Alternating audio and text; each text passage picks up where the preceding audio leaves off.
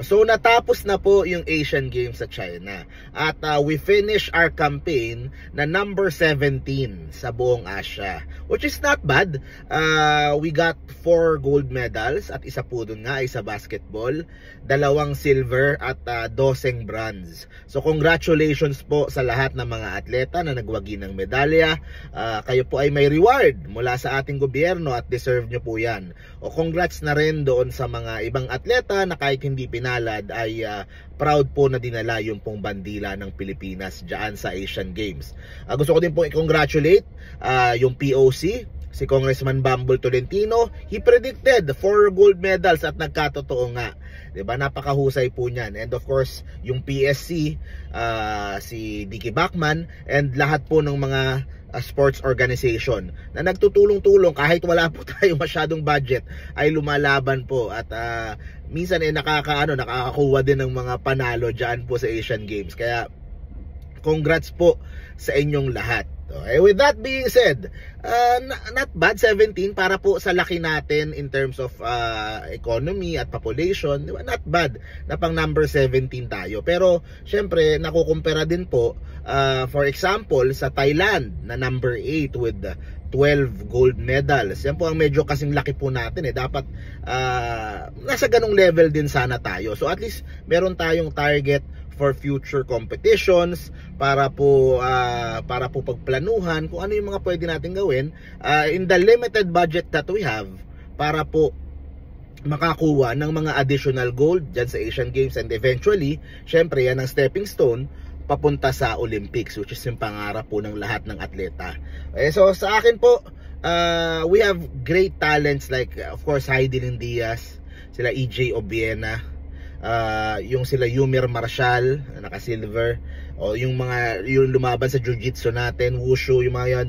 So sa akin itong sila Heidelin, sila EJ, mga generational talents yan. Medyo mahirap ma-replicate basta yung mga nakukuha niyan. Pero at least they are giving more attention doon sa kanilang sports. Okay? Si Heidelin sa weightlifting, nakakakuha ng maraming endorsements, and she could use yung attention niya bilang attention she's getting bilang kauna-unahang gold medalist na Pilipino to put more eyes at funds doon po sa weightlifting. So confident ako that kaya yan ni Heidelin sa Paris and then moving forward sa future generations ng weightlifters po natin.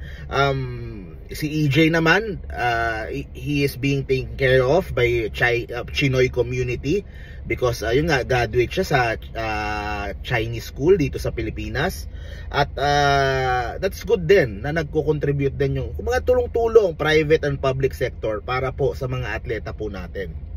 Pero gusto ko na din pong i-reiterate yung pong aking advokasya sa sports na kung gusto po natin ng maraming medalya sa Olympics, sa Asian Games, Southeast Asian Games, we should focus a huge part of our resources sa boxing and combat sports.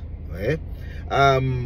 Lalo na sa boxing, kasi sa boxing po napatunayan na po natin na Filipinos can be the best in the world, at yan po ay of course dahil kay Senator Manny Pacquiao na napatunayan na kayang-kaya. Senator Manny, lumaki yan sa hirap, katulad niyan ang storya ng maraming ordinaryong Pilipino na nangangarap para sa sarili nila, at napatunayan na we have the fighting spirit, we have the warrior's blood, na kaya po nating mag-excel at maging number 1 sa boxing. Kaya ang maganda po dito sa boxing, kung bubuhusan natin ng pondo mula sa gobyerno at sa private sector, gusto na ito ng Pinoy. Kumbaga love na ng Pinoy itong boxing. Obvious naman, tingnan nyo yung mga boxing vloggers, yung grupo nila, yung BCC, yung mga vloggers doon, sila Paukas, yung mga lahat ng mga vloggers na boxing ang content, ang taas ng views. Ibig sabihin, merong demand for Filipinos para po sa boxing. Sana lang nga magkaroon ng same attention, same resources, same kumbaga bigay natin yung yung kaming mga vloggers at mga content creators, bigay natin ng karampatang atensyon ito pong laban ng ating mga boxing athletes. para po makakuha ng medalya. Ang kinagandahan niyan, ite-training mo yung mga atleta ngayon para makapagginto tayo sa mga Asian Games o Olympics. O pero after nun, pwede sila magkaroon ng career. Meron silang boxing career. So, kumbaga, yung tuloy-tuloy na yan. Nakausap ko nga isang araw, yung si Senator Manny may nilalaban na ahensya na nakatutok lang dyan eh. Na talagang pupukusan yung from the amateur ranks, para manalo ng medalya hanggang mag-professional. Ma-assistehan lahat ng mga boksingero po natin para po magkaroon ng magandang career. Ang maganda niyan, hindi lang sila nakakaroon ng magandang buhay para sa pamilya nila kapag umasenso sila, kumbaga they are giving honor to the country din. At si Senator Manny nakakatulong din sa ekonomiya ng bansa kasi he is the most famous Filipino abroad.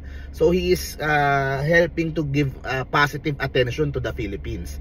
Okay, so yun po yung magandang epekto nun. Meron siyang gamit after the Asian Games, after the Olympics. Like itong si Yumir, 'di ba? After niya sa Paris, pag nag-professional siya, 'di ba? Baka who knows, baka he might be the next. Diba? So yun po ang kinagandahan po sa boxing. Idamay na din natin yung mga ibang combat sports. Like yung mga jiu-jitsu na yan. Since kumaga, tine-training mo na yung mga boksingero, i-training mo na din yung mga ibang atleta na eventually would lead to MMA. O kasi MMA po, magaling din po tayo dyan. Yung Team Lakay sa 1FC, 'di ba? Sa One Fighting Championship. Some of the champions doon sa One ay mga Pilipino, Team Lakay. So ibig sabihin kaya natin. We have the warrior blood, we have the fighter mentality. So maganda pong buhusan ng pondo, buhusan ng atensyon dahil dual purpose. Okay? Win-win-win situation. Posible tataas yung chance nating magkamedalya. Bibigyan ng opportunity na kumita yung pong mga Pilipino na mag-e-excel dyan sa boxing, MMA at ibang combat sports. O tapos, it would promote pa a healthier lifestyle to Filipinos, di ba? Na yun ang ating magiging additional na. Kumbaga, it can be a second sport to basketball. So yun po ang aking pinupush po, na sana mas bigyan ng pera, mas bigyan ng atensyon. We can work on this together.